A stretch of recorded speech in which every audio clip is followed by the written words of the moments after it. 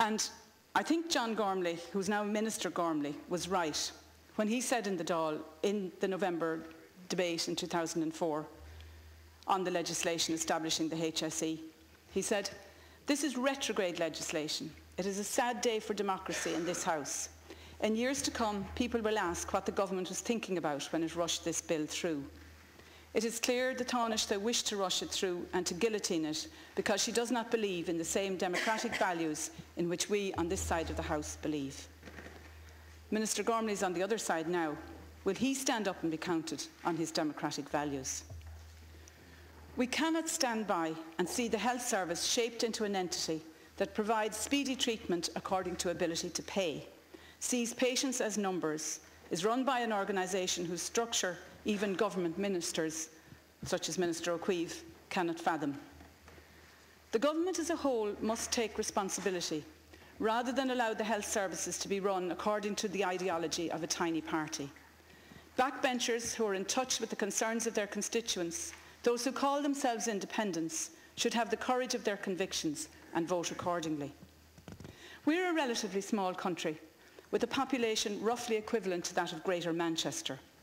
There are successful models for us to follow, and we certainly have the money to invest. And I will acknowledge that a considerable amount of money has been invested in the health services. I think more of an increase than any other comparable OECD country. But we cannot continue to lurch from crisis to crisis and to watch the loss of confidence from patients and from staff. It is possible to reorganise and restructure the delivery of the health services to the standard of excellence to which we all aspire. The Labour Party has made positive proposals on how this can be done, particularly by putting forward the concept of universal health insurance. We support specialist cancer centres, but they must be properly charged, and that those who give care are enabled and supported in doing so. That responsibility has not been taken in the appalling circumstances of the Portlaoise debate, and I see no evidence of it in the government's amendment to our motion. That responsibility has not been taken, and there is no evidence in the amendment that it is being taken. Each day, new and more shocking disclosures emerge. Those relating to Cork University Hospital are the latest, and who with any confidence can say that these will be the last? We still don't have the answers we were promised. Back in the first week of November, when asked about the O'Doherty review, the Taoiseach told the House that the review will be completed this week and a full report will be published by the end of November. Now he tells the House today that review has not been completed, and he did not give any indication today as to when the report would be published. Is the report being withheld? And if so, why? It is also reported today that Dr. O'Doherty has never spoken to the consultant radiologist at Portlaoise, who was sent on administrative leave when the controversy first broke. The Taoiseach failed to respond when asked about this today, so I'm now asking the Minister for Health to respond to 5 specific questions when she speaks in this debate. 5 minutes. Has the O'Doherty review been completed? Has the report been submitted to the HSE and the department? When will the report be published? Did Dr. O'Doherty speak to the consultant radiologist during the course of her inquiry?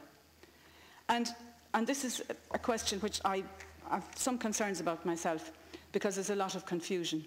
Was Dr. O'Doherty to cover ultrasounds and equipment as well as mammographies initially? Because that is what you said, Minister, initially. The impression that's given now is that she was actually not covering anything except mammography, and we need clarity on that.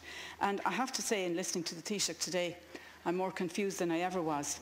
He said, and I think I'm quoting him correctly, when Deputy Gilmore asked whether Dr. O'Doherty was aware of the fact that Dr. Naughton was doing these reports, the Taoiseach said, "I imagine he was just listening to colleagues, trying to be sure to be sure."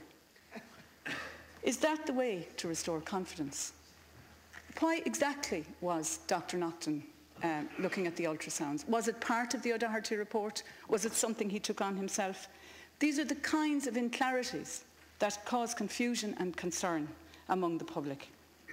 I would also like to ask the Minister if she accepts that while money could never compensate women who turned up for screening, who were misdiagnosed and who subsequently had to undergo surgery, women who find themselves in this situation are likely to be entitled to financial compensation, and probably significant financial compensation from the state.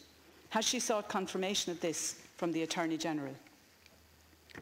This has been one of the blackest chapters in the recent history of our public health service, made all the worse by the failure of those in political office to accept their responsibility for the pain, suffering and trauma caused to patients. The reality is that, as Deputy Gilmore said in this chamber earlier today, Minister Harney has lost the confidence of the public. She has lost the confidence of those who work in the health service, and she has most certainly lost the confidence of those women who put their trust in our health services and who have been so badly let down. The Taoiseach seemed on the verge of taking a courageous step today by agreeing to have a free vote on this motion tomorrow, before rapidly backing off. The fact is that he knows as well as I do that if he allowed a free vote, Minister Harney would be clearing out her desk in Hawkins House on Thursday morning. We're not going to have a free vote, but I still hope that there will be some in the ranks of the independents or on the Fianna Fáil backbenches who have been happy to engage in whispered criticisms of Minister Harney in the corridors of Leinster House, to live up to the courage of their convictions and do the right thing, do the honourable thing, by supporting the Labour Party motion of no confidence in the Minister for Health.